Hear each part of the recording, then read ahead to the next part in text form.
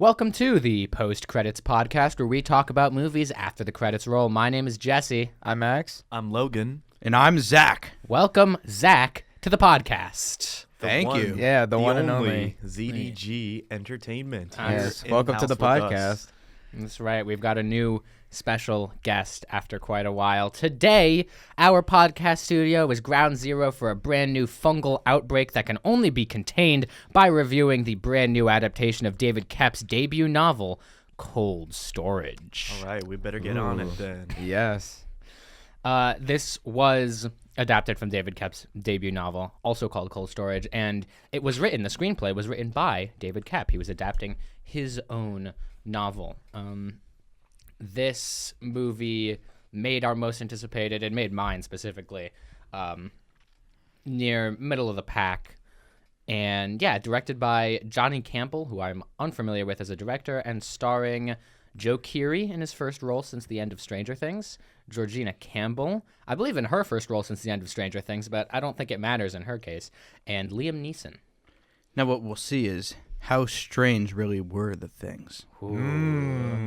Now, there is a question that we ask before every weekly spoiler review, and that question is, how did you hear about this movie? Why don't you start us off? I'll begin. I heard about this movie, I don't know if it was when it was first announced, but it was whenever Discussing Film released the first poster for it. I saw Liam Neeson. It was being sold as this comedy, think Michael Crichton's The Andromeda Strain kind of comedy version, and it was starring Liam Neeson, which was a very good sell to me because I had just watched The Naked Gun from last year, in which he was hilarious in. So him in another comedy role, not going to turn that down. Yeah, as for me, kind of same thing. Normally with movies like this, usually I see something like when it was announced or starting production. For this one, I didn't really know about it until I saw, I think the first trailer for this one. Then I saw it was written by David Koepp, which, this is the guy who wrote Jurassic Park, like the original Jurassic Park movie, and is writing Steven Spielberg's next movie this year, Disclosure Day. So I was excited to see his name on anything. I know he doesn't always have the best track record, but I like Joe Keery. I like Liam Neeson. It looked fun, but then I saw Jesse put on his most anticipated, and then that's kind of what got me to watch this one. Yeah, I was definitely a lot more late on this one. I usually look at the movies that we put on the list that we make at the beginning of the year on the bi-weekly basis, like all the movies we watched, but Cold Storage wasn't on this list as far as I can tell. So you guys just had to tell me about it, and I guess in context, it was after watching Good Luck, Have Fun, Don't Die. I didn't really think anything of it. Like, I didn't really hear anything about cast or crew or anything like that. So I was pretty much going in blind for this one. Yeah, so I was in my room doing some homework, and I called up my buddy Logan, and I was like, hey, so how do we do this homework? And Logan explained it to me. We talked about class, and then someone mentioned in the room, oh, we're about to see a movie. And I was like, I got nothing going on after this homework. I'd love to see a movie as well. So then I get my ticket, we start walking, and I'm like, so what is this movie? And Jesse tells me it's a comedy. Which I thought it was. And to be fair, Yeah. it's not a comedy. It's a comedical horror movie. Yes, this is a horror comedy of the sort which we do see a bit, not often in theaters, but a bit. Yeah, it's an amusing horror movie, or it's like one that's trying to be more amusing. Yeah. Yeah, That's the Definitely way to makes put up it. for the distinct lack of comedy from last year, and again, yeah. scratching my itch. I liken this to a movie like Y2K, which was a slasher set at the turn of the century that was also trying to be a comedy. It has a lot of fun, absurd things. The slasher villains are walking, talking computers in that movie, and yeah, like I draw that as a parallel. This Cold Storage is a little bit more towards the disease outbreak side of horror. And it's more of what you call situational sort of comedy, more mild, not totally in your face absurd. It just happens in the moment through the dialogue, and I after having seen Good Luck, Have Fun, Don't Die and it's mixed, like reception from me that you can check out after this. I will say this was a nice change of pace, and I will be getting to that once we're up and rolling in the plot summary. Yeah, this movie's quippy. That's how I describe it. It's quippy. It has quips. People say funny things. Yeah, I was laughing pretty much the whole time. There you go. Yeah, See? there we go. Yeah. So I wasn't wrong. No, it was a comedy. It was a You comedy. didn't say what type of comedy, but it was a comedy. Well, I got the second genre at least. Yeah, with that being said, does anyone have anything more to say regarding this movie's before we saw it until we get into what happened when we saw it? I don't think so. I guess just love seeing more Liam Neeson. Because even for me, like, everybody loved him last year in The Naked Gun, including myself. But he's also a guy to me that when people talk about, like, his lackluster, people call his lackluster career, where he was just doing, like, B-movie action movies, and everybody's just like, has anyone ever seen these movies? I'm just like, I have. And he was in Fallout 3. Yeah, he was in Fallout 3. He's on the come up. Yeah, on the totally resurgence. Ironically, Liam Neeson is going through the same career arc that Leslie Nielsen did. Yeah. They're an action star for a long time, then they get hired to play Frank Drebin in The Naked Gun, and now they're doing comedies. Although, Yeah. It's quite the career. yeah, you know what? Good way to end off. And Liam Neeson is old. They make him look even a little older in this movie. Great guy. Yeah. He still got it. He's still got it. Let's jump into the plot, shall we? This movie starts by telling us that in 1979, a space station called Skylab was decommissioned through atmospheric reentry. That's a real thing that they do to satellites. They just drag it back into the atmosphere and it crashes. Usually, hopefully in the ocean. The thing is, it explodes in the atmosphere and chunks of it fall all over the place. NASA tries to get all of them, but one little piece of Skylab ends up in a desert in West Australia. And someone finds it and decides to make a little mini museum out of it, charge people around town money to see this piece of Skylab. And Is then any of this based on a true story? Like, I mean, obviously not the zombie fungus thing, but it sounds like something that would be real. I'm sure there's like I wonder if it was inspired by something. yeah. the Andromeda strain. This is the same setup as the Andromeda strain. Yeah, which I'm reading that book right now. And yeah, 26 years later, we're 2005 now. Not the movie. The literally 26 years later. No, that's 27 years. It's 28 years. 28. 28 years. 20 Don't worry, I'm getting there. Only off by 2. So in 2005, we get the first bit of actual acting here. We've got 3 people. One is a I thought you microbiologist. said the first bit of acting. See, I love the guy who played the comet or whatever that crash landed on Earth. They thought they did a great job. Yeah, so we have one biologist and then 2 army people. Hero Martins, played by Sosie Bacon. Robert Quinn, played by Liam Neeson. And Trini Romano, played by Leslie Manville. They're set to scope it out. And they discover a couple things. Number 1, this fungus controls people and all of their muscle movements, and it's trying to spread, as you do. What it's doing right now is it's having people climb up to really high areas, and then it explodes them to, like, spread spores everywhere via explosion. And that's exactly what happens to Hero Martins, the Sosie Bacon character. We get to see in a lot of, like, really, like, microscopic shots the fungus moving and what it's doing. Oh, yeah, it's really cool. Yeah, and visually it was a cool detail. yeah, we see it like sticking to her boot, and then it gets through her boot and then into her skin. It's And when then- I think it's when we get the first jump scare, and I will say, I love a good bit of jump scares in like horror movies like this, but those got me. I'm not gonna lie. Yeah, no, I was pretty shocked. I was like, Like, what's going on? what's going on? Green stuff. It went into her face, and that's when the first one hit, right? Yeah, Yeah. because we weren't really expecting them to explode, and then they do, and it's gross. There's a lot of green glop in this movie. Yeah, it's like which is- for shock value, at least. It's a very gooey movie. I like a good gooey movie. Imagine like a Nickelodeon slime, but like to the Evil. extreme. Yeah. Evil Nickelodeon slime.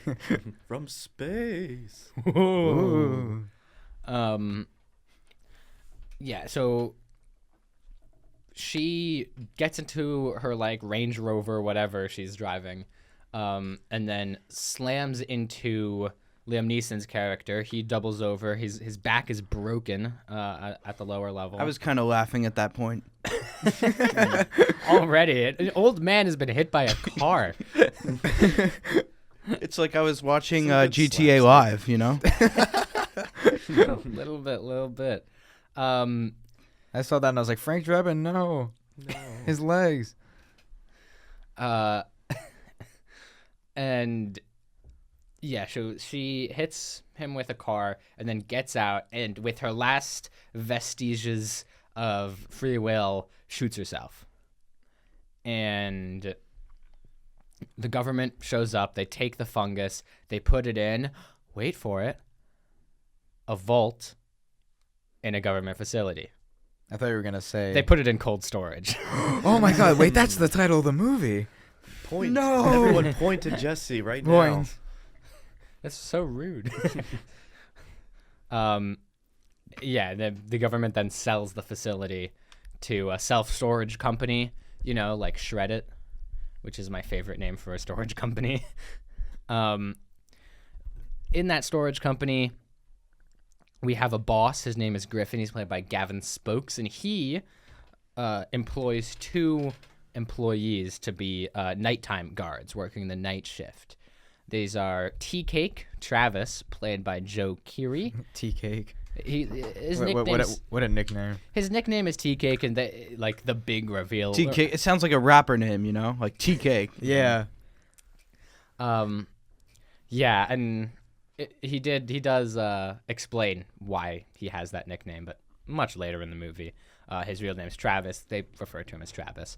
And Naomi, played by Georgina Campbell. And they're basically just standing guard, and Griffin says something really vague like, you know, and you're not in, so we have a problem. And he just says that. And we don't really know what it means, but he leaves, leaving Joe Keery and Georgina Campbell on their own. We get a surprising cameo from the great Vanessa Redgrave, who walks into the room, storage unit. walks into the storage place and says, I need to get my unit. And this is like an introduction to just how chatty Joe Keery is in this movie. He is so... It can get tiring at times, but I mean, it. For me, at the beginning and at the end, that's when I liked him talking. Like towards maybe the second act, it kind of gets old, but Yeah. you know, the quips get better afterwards. Yeah. Yeah. Especially when you have a Steve Harrington from Stranger Things. As of who's now, very it's talky. not tiring, but the quips are kind of meh. Joe Keery is a modern-day Jesse Eisenberg in a way. Every role he plays seems to be him just yakking on. If you saw Free Guy, that's the same role he plays in that movie as well. Yeah. Especially with Stranger Things. I mean, Steve Harrington's like, especially when he's with Dustin, it's like the two of them are like, they always go at it in terms of conversations. Yeah. So the Vanessa Redgrave character walks into her storage unit. She locks the storage unit. She pulls out a gun. She's planning to kill herself. Paging Pavlov's suicidal old lady. paging Mr. Chekhov at this point also, as she doesn't fire it, and she instead decides to take a nap first. At this point, Joe Keery and Georgina Campbell are walking around. They keep hearing this beeping sound that kind of echoes through the whole building, and they're trying to figure out what exactly it is. And then we cut to a U.S. military call center, is what it seems like it is. What a shift. Call center. It seems like a call center. I wouldn't call it a call center. What would It's you more call it? like a headquarters base security Yeah, operations. it looks a little big for a call center. I was like, I thought call centers were a lot smaller. Yeah, and, you know, call centers are usually in a different country, you know? Yeah, exactly. Customer service for the U.S. government. I mean, kind of, because when they end up calling the U.S. government, it goes right to them. Well, it's better than going right to voicemail. Yeah, I mean, they're doing military stuff, I guess, and they get a notification like, oh, there's been a heat breach at a facility in Kansas. And so this one worker, she names herself Abigail. She is actually she has a name beyond Abigail. She's played by Elora Torchia,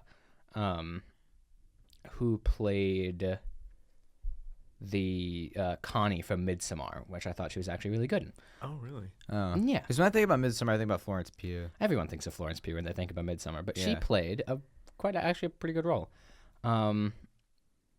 And yeah, she calls up Liam Neeson. Liam Neeson gets up. He's in bed. It's like middle of the night. He's in Raleigh, North Carolina. That was crazy, especially watching this in North Carolina, like not even that far from Raleigh. It was like, wait, Raleigh? Like not often do you watch a movie, especially like a newer movie, and you see something like set in not only North Carolina but Raleigh, North Carolina. Like, that's kind of cool. I'm not gonna lie. At least like that part, I was like, wait a minute, oh my God, it's Raleigh. And then it's just Liam Neeson in his bed. Well, see, that was my original thought as well. Like, I was like, oh my God, Raleigh? I can't believe it. And then they say like, oh, there was a breach in Kansas. And he goes, all right, I'm 73 miles away. Duh. I don't think you're 73. No, you're not. Not 73 miles away from Kansas. Are you traveling by tornado? Yeah, are you gonna hop on with Dorothy to Oz. Yeah. Take a pit stop in Oz and then go Take to a pit Kansas? stop. Take a pit stop. So yeah, he gets military transport to Kansas, 73 miles away. He's there in 90 minutes. That's quick. Ridiculous. Yeah, no flight delays. Got through TSA perfectly. Well, It's like a miracle. he chartered, but he's on like general government transport, so they know where he's going. And he's very not happy with Abigail. He's like, I'm gonna get you for this. He lands. He's met by Trini. Remember her? Now, She was nice. Trini Trini's visibly aged with like the makeup. I don't know what they did to de-age the actress in the first scene, but like she looks older. This is 21 years later because this takes place in present day, which is my favorite thing because it's outdated immediately. Yeah. How many years ago was it that they're considering present day? I believe it would be still 2026, although I think this was filmed in 2024 or 2025. So they around skipped that ahead time. a bit. Little bit. I mean, like I think. When was it written? When was it written? The book was written. 1990. I think. I doubt it. Wait, let's see. Quick Google search. Yeah, 1990s true crime book by Don Lasseter. Cold Storage by David Koepp was written in 2019. Like when did they start the idea? Or 2019. 2019 was when the book was published. When it was Gemini AI sucks. This is another book called Cold Storage. by it's- Michael C. Grumley. No, by Don Lasseter, documenting the 1991 kidnapping and murder of a 22-year-old. Blah blah blah. No, Ooh, what? that is definitely not what That's this not movie, what this that's not what movie's this movie's about. about. No, this movie is about the book by David Koepp. So I love how this movie is about like a fungal virus, and then like the book was written in 2019 before an actual What? virus. I'm actually. It was written before the virus. It was written yeah, before, it was the, before the virus. virus. But they do make virus references. There's also Yeah. no such thing as a Like, I. Oh, wait, I just realized. Wait, there's no such thing as a fungal virus. Yeah, because that's yeah. No, but two I different bursted out kingdoms. laughing when like the scene where there was someone. One of the bikers. Right? No, it was Like Mike. there's someone No, it like was about to die, and then the security guard says, "Looks like he has COVID." Yeah, that was funny. Very good, timely, Yeah. post-timely humor. Post-COVID humor. Yeah, I mean, I feel like with cinema, we've kind of hit a weird gap in time. I always point to a movie called After the Hunt to illustrate this. After the Hunt is about the Me Too movement, takes place in 2020, no COVID. Somehow there's no COVID in this movie Somehow, set in 2020. COVID It's like didn't return. Because they planned it way before COVID. I mean, no, it came out last year. yeah, Oh. it's like the opposite of Eddington. Like that Why was is there all no COVID then? Why is there no COVID? Because it's not something that cinema wants to reckon with because it's too real.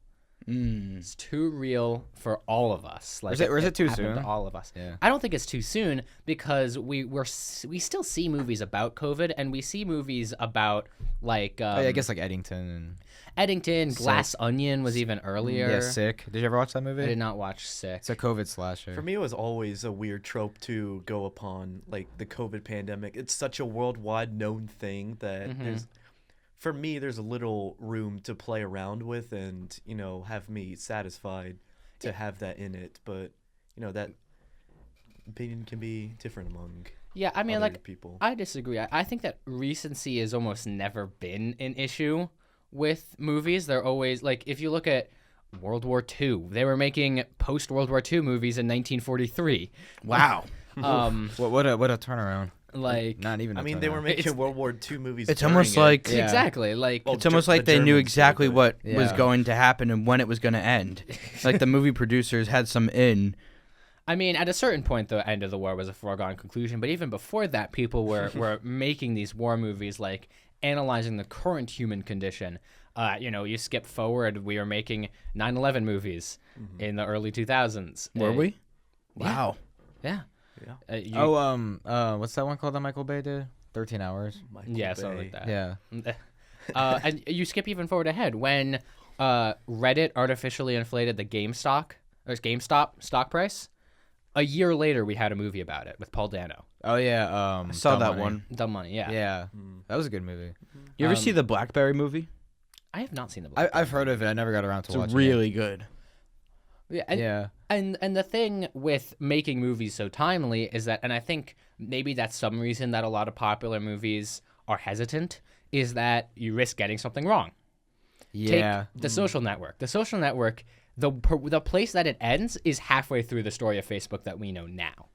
So if it was made now, they'd have to include some more stuff in there, which they're making a second one now. Well, if they want to include some more to stuff, include some of that more seems stuff. like they are going to include some more stuff Yeah. in that one. Maybe it's just a thing with COVID specifically, but I never had a problem with other like examples of Yeah. timeliness. Even especially now, like it's Yeah. been 6 years. Like it's even just like hearing that joke. Like I find it funny. Like Yeah. whenever they poke at that stuff, it's just like Maybe it's the right time for me right now. But, It you know, happened. in past instances, hit or miss. yeah. It happened, and it feels like we're ignoring it to a weird degree, and especially when you're making a 2020 period piece without the most important thing that has happened in the last decade.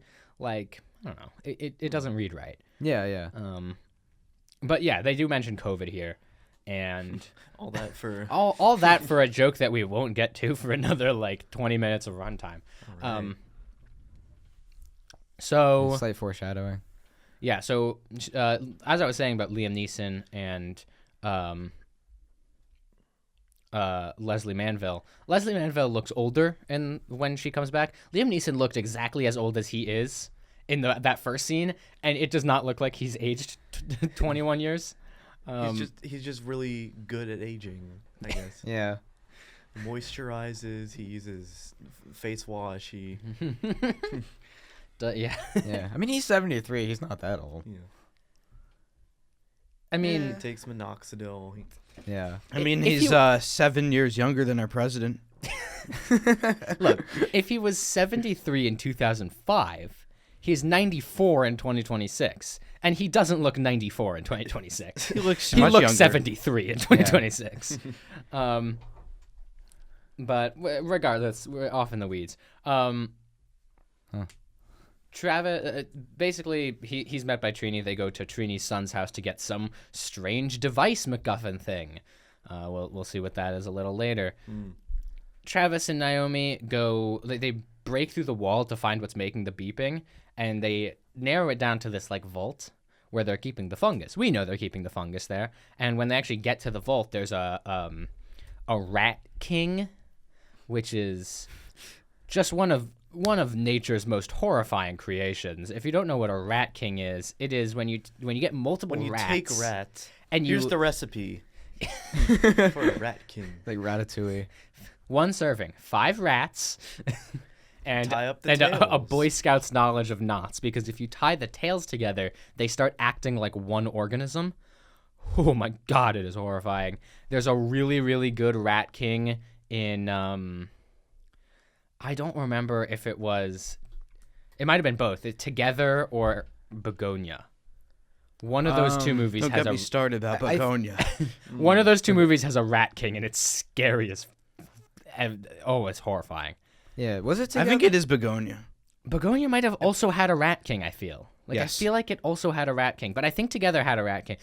'Cause I'm trying to think, because both those came out last year. Yeah, it's been a while since I've seen COVID them. is out of the popular consciousness, and Rat it's the kings. year of the rat king. I don't think Begonia had one.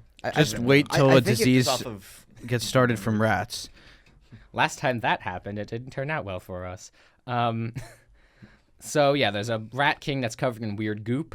the evil green Nickelodeon goop. Yeah. Aforementioned. And Naomi keeps getting calls from her ex-boyfriend, Mike, who she has a kid with. Mike is played by Aaron Heffernan, who he has now arrived at the scene. He's in his car, and there's something banging around in his trunk. As it turns out, it's a cat, It's the jump scare a cat jump scare cat, and with goop. with goopy jump scare cat. I think that's one property of the goop. It is inherently a jump scare Yeah, it's a jump scare tactic. tactic. Yeah, and so the cat is missing about half of its face. And when Mike gets out of the car, he's like, "Oh man, sorry I shot you." Duh. Well, That poor cat. and then yeah, the cat explodes and infects not only Mike but also a nearby deer. Oh dear. Sorry, that was an awful joke. This is really Bunch of sad. deer. The whole Deer. ecosystem Yeah, nearby. that whole deer's family reunion or something. Pretty much at this point, the virus is out there. It's in nature. We know. Yeah. We know all the deer are infected already. Wait, if you do Yeah. the oh dear joke again, I could add a rim shot. Deer who? Wait, actually? Yeah. Oh dear. Oh dear. Oh dear. Oh dear. I didn't add a rim shot. There's a reverb to that. Gosh. So, yeah, the fungus is now looking to spread. So Mike and the deer head inside. And- Separately.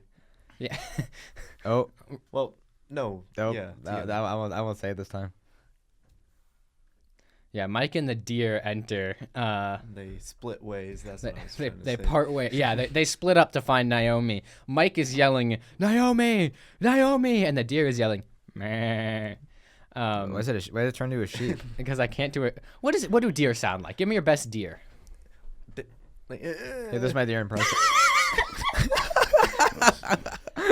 Here's my deer. Oh!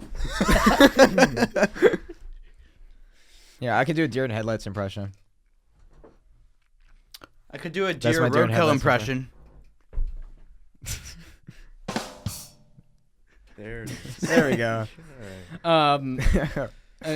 No more deer jokes. Oh dear. Oh, get this guy out of here. He's gone. Boo. Welcome to the Post Credits Podcast, where we review movies after the credits roll. I'm Logan, And I'm Max. and today we're the only three in here. Today, Us two. Jesse We're the has only been two. Jesse's been ostracized. Yeah. So, Mike is stalking through the storage units. Naomi and what's his name? Travis. Travis. I Travis, forgot. yeah. Teacup trap. Tea cake. Tea- Teacup Teacup Travis. Travis. They're hiding inside. Imagine a that as a storage rapper locker. name. It's like, yo, welcome to the stage, Teacup Travis. Boo.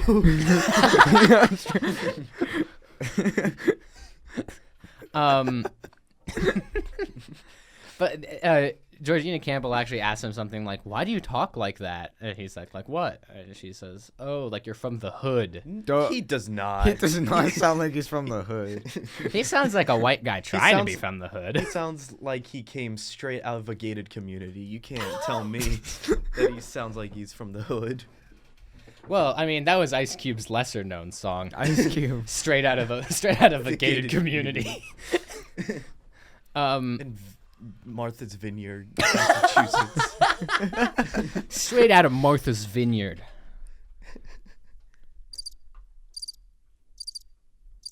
Man, we're killing it with the sound effects today. I didn't. Yeah. It's a really long. Yeah, that was uncomfortably long. So the pair see the deer explode. Oh no! And somehow none of it get on None of it Naomi gets or on- Travis. Oh, That's the thing about the explosions in the fungus. It's very plot relevant. The fungus is very plot relevant. We see a bit where it's like explaining how the cat got infected, and it's an ant ate the fungus, and then it got eaten by a cricket, and then the cricket went all the way up and outside, and then it got squished by the tire of the car, and it climbed up the tire of the car and into the trunk to infect the cat. Yeah, which I will say, like, if I had a nickel for every time One Way or Another by Blondie played in a 2026 new release, I'd have two. Because the first one was at the end of Send Help, which check that podcast That's right. out. That's And then true. that also gave that part in Bullet Train where like they're giving the backstory to the water bottle.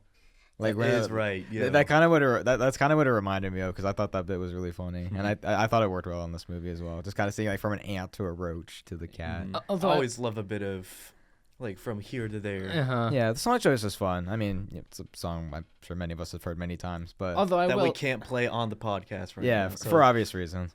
I will say, Can't get copyrighted. Yeah. no. this entire movie, they're like, "Oh God, we can't let the fungus spread." It's like I think it's got that covered, honestly. I think yeah. Like if that roach didn't happen to get smashed by the truck, we'd have no more movie. Look, as soon as the cat got its head on the pike, threw it and exploded. That's when we knew. Right, and it's also like, oh man, we got to make sure it doesn't touch water, and then it rains, and it's still not a problem that everything is wet. It's like, And there's a okay, pipe directly connected to groundwater that cools the cold storage. Right. And there's somehow it didn't penetrate that.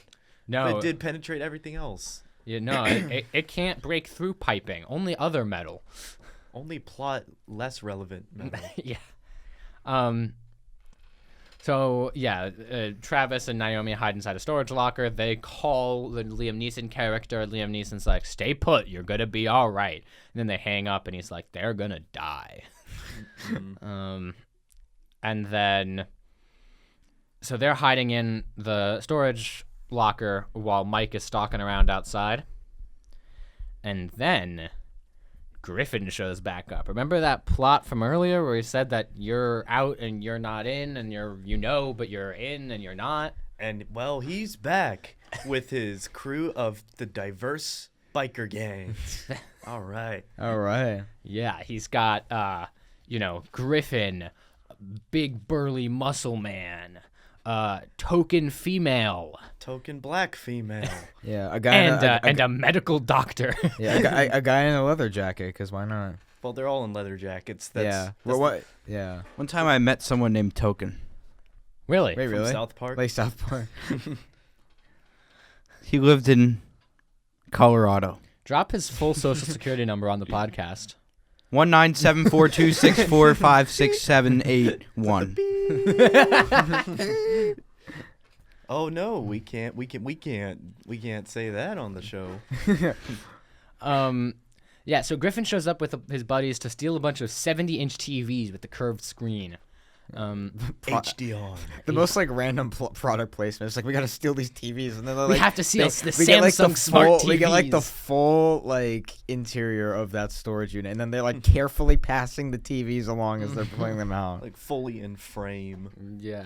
It's like, hey, if you're looking for a new TV, if you're watching Cold Storage and you want a new TV, Yeah, you should get this one. and this is where Mike encounters the gang members, and Big Mike.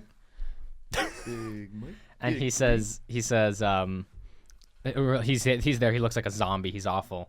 And they're like, "What's wrong with him?" And someone's like, "Oh, he has COVID." He says the line. Yeah, and then Here we are. And then he attacks the other gang members, and he gets As locked. one with COVID does. He gets locked in a storage unit with them. Griffin finds Travis and Naomi and says, "Open that locker." Travis obviously doesn't want to do that, so instead he locks them inside. And Mike escapes, but the other ones do not. They're still locked inside. Mike is about to kill Travis and Naomi, but guess who shoots him? Ma Rooney, the Vanessa Pavlov's Redgrave, suicidal old lady. Vanessa Redgrave character. She took quite the long nap, I will say. Like, she's gone for most of the runtime. Yeah, I mean She's a deep sleeper. Yeah, didn't hear all the commotion. Well, eventually she did, and she shot the zombie, and she says, "There was something wrong with that young man." Whoa. So I shot him. And shoot first, ask questions later. And then they escort her out.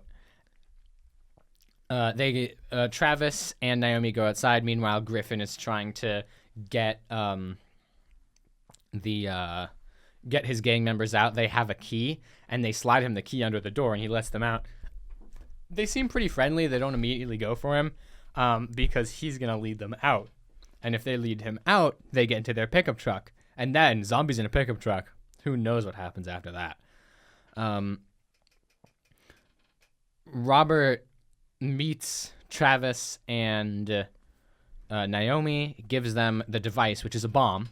Not the plot device from the Naked Gun. For whatever reason, Trini was like, "Oh, you go alone. I'll get an Uber." And also, for whatever reason, the bomb somehow has selective megaton yield that it can explode in. I don't know how that works. Like, if it's a nuke, then that might work depending on it. Whether or not you know how nukes work, please leave us a comment, a full-on blueprint of how to build a Tsar Bomba in the comments. Yeah, and if J. Robert Oppenheimer is listening, or the FBI from the graves. If the FBI is listening, hello. We're joking. If J. Robert Oppenheimer is listening, we're not. So yeah, Robert is like, "Do you want to bring the bomb in, or do you want to be here shooting innocent people who their only crime is coming into contact with a fungus that no one else knows about?" And they're like, "Yeah, we'll take the bomb," which I don't know. I probably would have picked the shooting people, but I don't know. Putting a bomb underground and then climbing up underground when he said that it has unstable launch time. Yeah. It's like, it detonates anywhere from 9 to 16 minutes. So, like, it's a ticking clock. Let's talk about the timer for a second, because this is the third movie in a row with a significant focus on a timer of some sort. First, we had Mercy with the 90-minute clock. It's true. Indicating when the movie was going to end, thankfully. There was the one clock in Good Luck, Have Fun, Don't Die that was wildly inaccurate. 3 minutes, it was actually like 20. And now here, they do play around with that trope a little bit because the timer does fluctuate from time to time. Yeah. So that's pretty fun. I like that. Sweet. Yeah, and the timer does hit 0 and then glitches out and goes back to 1 minute. But they plant the bomb, they run out. Robert kills an infected, but the blowback from the gun breaks his back again, so he's fairly immobilized. But he's still on the ground shooting people, and he shoots out the tires of all the cars, except for his own, because he needs an escape vehicle. But then Griffin is trying to get out, right? He's trying to get to his pickup, to the car that Liam Neeson has, and Liam Neeson is empty. He has no more ammo. And who shows up but Trini in her red sports car to hit Griffin. Or her son's sports. Her son's car. red sports car. Pontiac. Or It was Cadillac, Pontiac. Yeah. And so okay. Naomi and Travis come out of the storage cabinet having planted the gun, and they have a decision to make. Do they take the rundown van or the Pontiac? I don't know. It's going to be a tough one. This one's a real toughie. All right, my fellow co-host, what would you pick in this situation? Survival situation. You're trying to escape a nuclear blast. Are you driving a worn-down storage van or a Pontiac? Pontiac. Because the worn-down storage van or the Pontiac, it's not like either one is going to have, much better of a chance of survival. But at least if you're going to go out the cool way in a Pontiac. Yeah, with the explosion behind you, like very like action movie style. Exactly. And also at least that thing's got some juice to it. It does. So what did they end up taking instead? Storage van. Oh, hell yeah! not fun. Storage van. And yeah, they barely outrun the blast, but they do outrun the blast. The funny thing is the old, what was her name that drove in with Trini? the Pontiac? Trini. She complains, "Oh no, my son's car." Yeah, As if She could have taken the car. She's the one that took it there. She No, didn't even insurance get is an gonna Uber. She insurance is gonna lied. have a field day with her. My car blew up in a nuclear blast. Yeah, hi. So my mom stole my car and it blew up in a nuclear blast. What do I do about that? What do insurance provider he has? I mean, we don't know if he got paid back for that. But what we do know is that Liam Neeson ends up in the hospital, but he is happy in the hospital because they've revealed his work on the fungus, and he feels so vindicated because Abigail leaked the papers to the press. If only it was that easy in real life. Yep. Yep. We need a whistleblower immediately. Yeah. Who and knows? then- Maybe the files were like totally blacked out and redacted in the movie, but you know, Yeah, We don't see that part. Epstein might have been in the files. We don't know. he might have been playing around with the fungus between his thumb and index finger. The fungus was on the planes. Yeah, so we and then Travis and Naomi end up together as we expected they would, and yeah, that's the movie. Yeah. Credits have rolled on. The credits have not Cold. rolled yet. There's a nice little Oh yeah, placid there's a nature scene. yeah, and Some then deer a deer. that Okay, barfs fine. all of a on, Yeah, on, the deer the barfs screen. on the screen. Fade to credits Yep. from the barf screen wipe. And then a cover of the Don't Fear the Reaper plays from someone we still can't figure out. Please Yeah. let us know in the comments who covered that song. Yeah, I mean if 'Cause it you're if wasn't you're I think it was Voice the deer. Gold. if you're one of It's the three deer. Maybe it was people. the deer. Okay, 3 people saw this movie because it was not very popular. 2 of those people stole our seats. Yeah, it was like Yes. they had the entire theater and they picked our seats. You were Which- sitting right next to them. Was there anyone else in the other rows? Maybe there was I like didn't- there was one group in the row behind us. I thought it was empty. No, yeah, there was was like a group. 3 people, I There's think. like 2 or Probably. 3 people in the row behind It us. was, like, I mean, away those from seats were us. also bought when we It because was a small theater. Like I think this is the smallest theater we've ever been to. The Plex that we go to has 16 of them. This is the smallest one. I'm Yeah, almost certain it's 3 I wouldn't rows. be surprised if this theater went bankrupt eventually. I sincerely doubt it. And we're about to get into some entertainment business stuff, so if you don't care about that, then tune out. I don't know. Make a smoothie. But the theater near us is, first of all, it's a chain. It's a small chain, but it's a chain nonetheless. Like independent kind Yeah, of. about 7 or 8 locations in this area. I love that one commercial.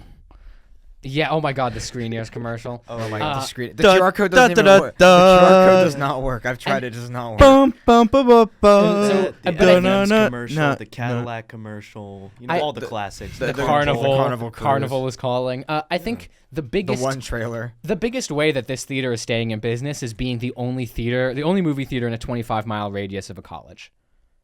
That's how it's staying in business. All the Fair. college kids are going to that theater, and student body of 5,000, 10,000 people.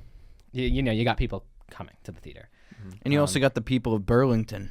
and the people of Burlington, a bustling metropolis. Yeah. full of Bustling there's city. a cookout there. They have Biscuitville. They've got one street where you could pass by a McDonald's, a Wendy's, and a KFC, and like half a 30 mile seconds, of road. yeah. It's Yeah. great. And Speed Longhorn right and past Texas that. Roadhouse. They got like All the No. Classics. Longhorn or Texas Roadhouse? Which one's better? Whichever one doesn't have a deadly fungus Yeah. on the steak. I heard that Texas Roadhouse had it on their blooming onion. Well, that's not Ooh, great. That's why I got to get it from Outback. That's how it spread to the deer. Yeah. The deer found a blooming onion. Deer are known to eat, grass, berries, bloomin' onion. Deer corn, De- all the what is classics. deer corn? It's a corn for deer. So corn. Yeah. Yeah, but Okay. It specific. literally is just corn. Well, no. It's corn for deer because there's also corn that's made for fuel, like E85. Yes, I assume we're not feeding deers ethanol, but I think that should go without saying. We could feed them ethanol. Maybe we'll get rid of their virus. The fungus. The fungi. Yeah, the Yeah. same slip up I had. But you know what? What doesn't cure the fungus? An irradiated blast Yeah. of I mean, nuclearness. we don't really Yeah, know. Because I was like- okay, let's be fair. He specifically says there will be an irradiated area, Yeah. 25-mile radius. And he said it would be outside the underground. By the way, they escaped that 25 miles in that beat-up storage van really quickly. I don't think this movie knows how long a mile is because it's 73 miles from Raleigh to Kansas and 25 miles from the I-95 to like the next exit. I don't think the movie also knows how nuclear fallout works because He says there will not be any. There will be no this another- atmospheric There fallout. is gonna be. There's gonna be. Is this another planet? Is this another planet? This is an alternate Earth where everything Earth 2. works the same except there's one guy in a there's plot writer's lines. room. If we could do it in DC Comics, we can do it here. This is Earth 525, the fungus timeline. The first clean radiated nuke in history. Sure. Well, it's a suitcase bomb, but no, there's no such thing as a suitcase bomb. With selective yield, however that works. I don't really understand why they kept hammering home like there's no such thing as a suitcase bomb. Like I don't care. Man, they had more repeat jokes than Scott Cawthon film. Am I right? Yeah. Yeah, They kind of did. they really did. So yeah, what do we think about this movie? Walking out of the theater and towards the bustling downtown of Burlington, North Carolina. As much as I said that it was as much critique as I gave the funniness of it, the comedy, I quite enjoyed it. Okay. Yeah, I really was laughing, I was guffawing at certainly a lot more points than I did Good Luck, Have Fun, Don't Die. Yeah, and if Good Luck, Have Fun, Don't Die, the review isn't out yet.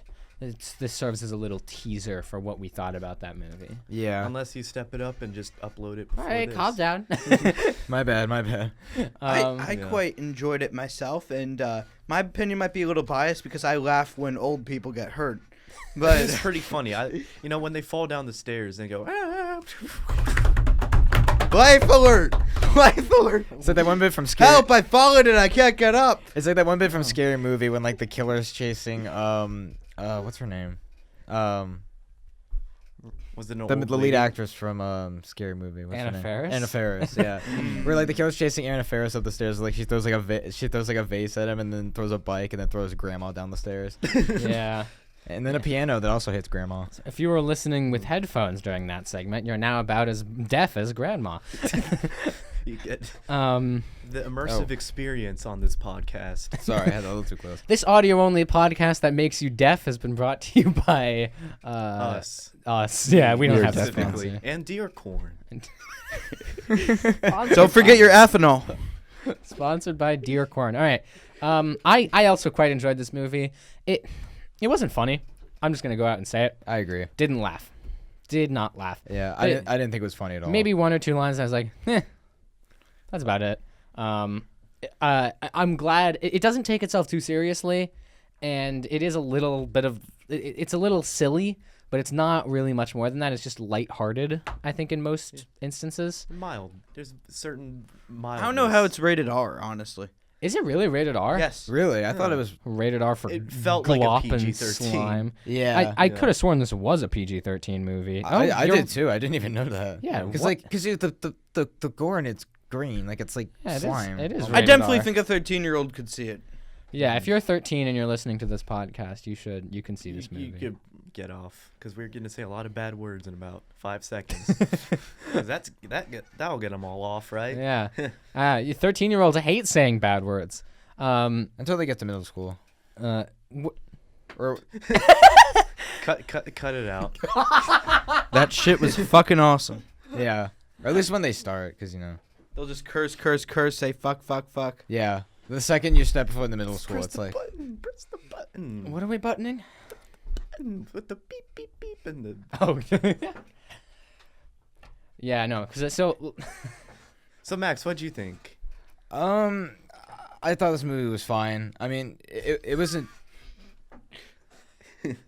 I mean, I thought it was an enjoyable watch, but kind of like what Jesse was saying, like this movie was to me painfully unfunny. Yeah. There may be maybe 2 parts where I briefly chuckled, but I didn't think this movie was funny. I wish we got a little bit more Liam Neeson, just because I'm a big Liam Neeson fan. But like, it's a type of movie where it's just like it doesn't do anything that like stands out a ton, but also doesn't do No, anything it that like doesn't. fully But- embarrass itself either. To where I'm just like, by the end of the year, like when I do like my big ranking, like I wouldn't be surprised if this movie slips my mind. But not to say that it's bad. I mean, I had fun watching it in theaters. Definitely plot wise, like non-comedy wise, it definitely does a good job at it. I really like the casting with Liam Neeson in it, especially. Yeah, Everyone likes Liam Neeson. Liam Neeson is Great great. guy. Yeah. That's a moot point. Liam Neeson and Joe Keery command the screen because they're Liam Neeson and Joe Keery. And I think this movie does what it does, and it is what it is, and it's very unabashedly that. And for that, I kind of have to respect it. I think the script is the direction from Johnny Campbell I thought was really good. Like I was really impressed with the camera work, the way you shot this thing. My biggest point of complaint was that I didn't like Georgina Campbell's performance. I didn't think she was very good in this movie. She could have been better. Yeah. I didn't notice it as much, but Especially some of her line reads later in the movie, like they're wearing hazmat suits, and maybe it's just the ADR, and she's not a born voice actor, but God, the ADR is so bad. They're talking in their suits, and it's so obviously like studio produced audio with some sort of muffle filter put over it in DaVinci, and it's like. Ugh. And you know, it takes away from the emotional aspect of the characters' performances because they're talking about pretty legit things. They're about to be blown up by a bomb, and they sound like they're doing this the whole time. Not a suitcase bomb, though. Not a suitcase bomb. No, there's No. no such thing as a suitcase bomb. Never been a suitcase bomb. It's not You real. can't put a bomb in a suitcase. It's too round, and What if you get just can't do it. You could get a big suitcase. Yeah. But then you'll have a big suitcase with a bomb in it. You can't have a suitcase bomb. You only have a big suitcase bomb. I'd prefer a small one. That Yeah. can fit in my pocket. like your travel size. Yeah, I need one that I can get. That TSA regulated size Yeah. bomb. I'd you know, TSA's size requirements on bomb are usually not. well, as long as it's under 3 ounces. Exactly. Yeah. Yeah. Yeah, so Disclaimer: please don't bring Don't bombs. bring Yeah, bombs don't on- don't. We do yeah. not endorse bringing We are not bombs. endorsing that. The TSA will find you. You will be shot. and you will be infected with a rare fungal disease. Yeah, but It's called COVID. there's a bunch of disclaimers that we need to put out. First of all, don't bring bombs in the plane. Second of all, don't drink ethanol. Third of all, don't do drugs, kids. As a reference to our good luck, bad run, don't die Unless Good it cures luck, Pat. unless it cures the fungus. episode. You Yeah, know you the can- one I mean. You can take antifungal drugs, just not recreationally. Just not meth. Yeah. Fentanyl drugs. That will cure the virus, but you don't. Yeah. Yeah, and I think a lot of this going around in circles kind of reflects on the quality of the movie itself. It's like, what actually stands out about this movie? No, not much. Really, not much. A thing that's bad that is not noteworthily bad. There's something that's good. Like I'm happy with Good Johnny enough. Campbell's direction. Liam Neeson and Joe Keery are Liam Neeson and Joe Keery. That's just what they're doing in this movie. Yeah. And I think that really reflects into my view of the movie. It was mild. It took itself as mild, and for that reason, it did enough for me to like it. Because I guess my ratings always reflect more on what I perceive the movie trying to be, Yeah. rather Right. than like anything I want it to. Yeah. Or just like enjoyment level, or like if you're not bored by something. Yeah. I enjoyed it enough, and I quite liked it. Yeah. To that level. Yeah, Yeah. I think that's fair. Like it's a solid B movie. Like not. I'd whole give lot it a of- B plus. B plus. B plus. B+ movie. B plus. Yeah. So we rank things on a Letterboxdian scale. That's a 10-point scale out of 5 stars with halves. Logan ranks things out of 100 though. So. I mean, nothing wrong with that. No. When did I ever do that? Well, you always give things 4.4. That's out of That's out of 50. yeah. Damn it. I'm Yeah. kind of. In my head, it was 1, 2, 3, 4, 5. Here But we are. Yeah, I would give this somewhere between. I'd probably err on the side of a low 3.5 for me because I did enjoy this movie, but it was not special. What is a low 3.5 then? with your logic. Like, Well, a low 3.5 is is just that a 3.5 or less than a 3.5? well, what it is that I have a list on my letterbox that is currently very far behind, but if you check on it, it reflects a lot of things, which is every movie that I've seen that I can remember my opinions on, and I rank them. So it's on the lower end of the range of movies in that list that is a 3.5. If you want comparisons, that's close to something, in my opinion, with like, other 3.5s. yeah, it's with other 3.5s, but on the lower Gotcha. end. Like Okay. a low 3.5 for me is like, I'll pick a movie that we've reviewed on the podcast before, but Batman Begins for me is a low 3.5. I love Batman Begins. You just insulted him. I'm sorry, Yeah, Max. that's okay. I didn't make the movie. Alien versus Predator is a good low 3.5.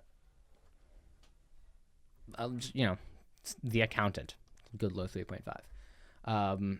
So around that kind of movie, right? Just a movie that I enjoyed, but I didn't find special. 3.5. Max, what do you give it? I think I would give it like a high 3, kind of like a movie that I'm just like, like I'm very like in the middle on, like just like a solid like movie that like it's good isn't great, but it's bad isn't terrible. To where I'm just like it's in the middle for me. It was enjoyable enough watching it, but I think it was fun definitely to see it with friends. So I'd recommend that more than anything if you're gonna check this movie out. Love seeing Joe Keery and Liam Neeson, so I think I would give this high 3 for right now. For right now, I'd give this a 4. It may go down as I stew upon it in the coming days, but I mean, it was good for what it was. Is usually my go-to review of things like this. It satisfied my expectations that were pretty much non-existent at that point. So, yeah. I'll give it a 4.5. Okay. I didn't All right, have nice. any expectations coming into it since I had no clue I was seeing the movie 10 minutes before it started. But, I enjoyed myself. I laughed. So I had a good time. It wasn't the best movie I've ever seen, but it was pretty good. So 4.5. And give us a frame of reference. What are your top 3? My top 3 movies are Airplane, Okay. Nice. Airplane 2, Really? and Home Alone 2. Nice. Wow. Okay. Love Home Alone 2. Airplane is great. I have not seen the other two. You haven't seen Home Alone 2? No, I've not seen Home Alone 2. What do you think of my rankings for top movies? I think I really like Airplane. So So plus for Airplane and plus for Home Alone 2. But Very- not for very nice. Airplane 2. I haven't don't know. seen it, I've so I never can't seen comment. Airplane 2. It's basically the same plot, but they're going to the moon instead. Oh, Okay. that sounds interesting. Right. Well. Mm-hmm. With that being said, if you have any thoughts about anything that we said in this episode, if you have any thoughts in general about things we didn't say in this episode, or if you want to tell us a fun fact about fungal infection, the comment section is there for that. Put it in the comments, and we will get to your comment on the next episode of the Weekly Spoiler Review. And thank you so much to ZDG Entertainment himself for coming on the show. You can find him on YouTube. Yeah, course. it's great to have you on It the was show. an absolute pleasure to come on. Yes, Yeah. this was fantastic. I'm really glad we could have you on. We're going to move into Letterboxd plugs. This is where we promote ourselves shamelessly or shamefully. On Letterboxd, I am Threnv. That is THRNV, like the sin. I should have my review of Cold Storage up by the time that we get this episode up, but I've also reviewed the classic Paul Newman and Robert Redford Western Butch Cassidy and the Sundance Kid. So if you're interested in my thoughts on that classic movie, check me out. Yeah, my Letterboxd is MJ Spiegel. That's MJSPIEGEL in all lowercase. I always forget if I specify that or not. By the time this comes out, I'll most certainly have reviews up for Cold Storage and Good Luck, Have Fun, Don't Die, which is the movie that we did previously, or maybe by the time this comes out. As of right now, I did have a review out for Dr. No, the first of the James Bond movies, and a movie called Golden Door. What is that, you may ask? Well, it's a movie I had to watch in my Italian-American class. If you're curious about it, check out my review for that one. And you can find me at Invaded Films, INVADEDFILMS. Currently, my page is under a serious fungal infection, so please do not go to it if you have any semblance of survival. If you have any will to live, please do not go onto my Letterboxd. But, if you really do want to see my reviews on stuff that we did in the past year, that is 2025, please check it out. And you can find me on Letterboxd. I write some very great reviews about movies such as, Toy Story. And you can find me at Jonathan C. Dooley. That I repeat, Jonathan C. Dooley. Zach, is there anything that you want to promote, Letterboxd or otherwise, before we sign off? Follow ZDG Entertainment. ZDG Entertainment, that is on YouTube, Instagram, and TikTok. Am I correct? And LinkedIn. And LinkedIn. LinkedIn. And LinkedIn. Definitely. Connect with Zach on LinkedIn. Yeah, absolutely. With all that being said, roll credits.